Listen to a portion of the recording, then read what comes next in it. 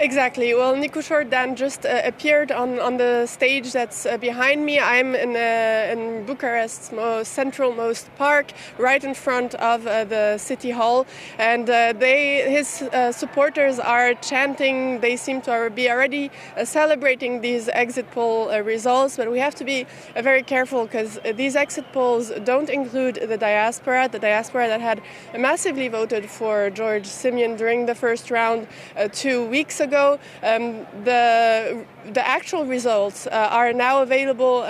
Will now be available on a rolling minute-by-minute updated basis on the website of the Electoral Authority. So we'll be able to track that as the night moves forward. We'll have the final results probably very late in the night. But as you can hear, maybe behind me, for the supporters of Nicusor Dan, it's already almost time to celebrate, so we'll have to see later on if the mood keeps being as victorious as it is now.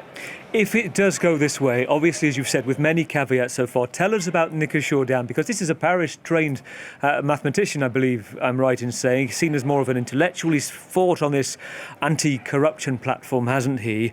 And I'll probably get this wrong. You'll say it better than I can, Maria, but there's sayings in the la balso, la spital, to the ball or to the hospital. Like, he's basically staked everything on this attempt to become president.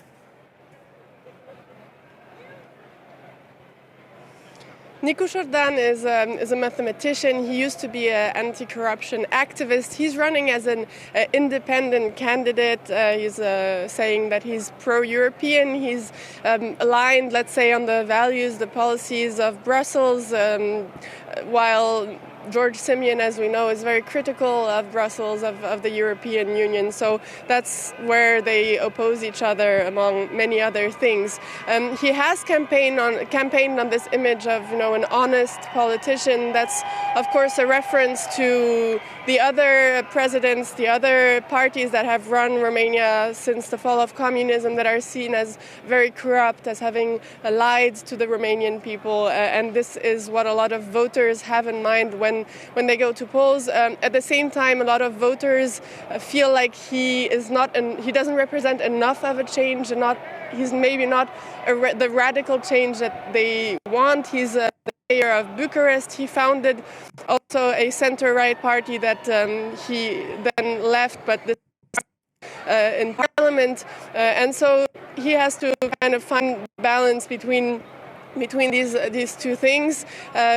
But so far, as we can see in the exit polls, he has benefited from higher mobilization. There's been higher voter turnout today than what we've seen during the first round 2 weeks ago. So he also hoped to mobilize, maybe a lot of people in the diaspora who didn't come out to vote last 2 weeks ago. What turnout we're seeing so far, Maria?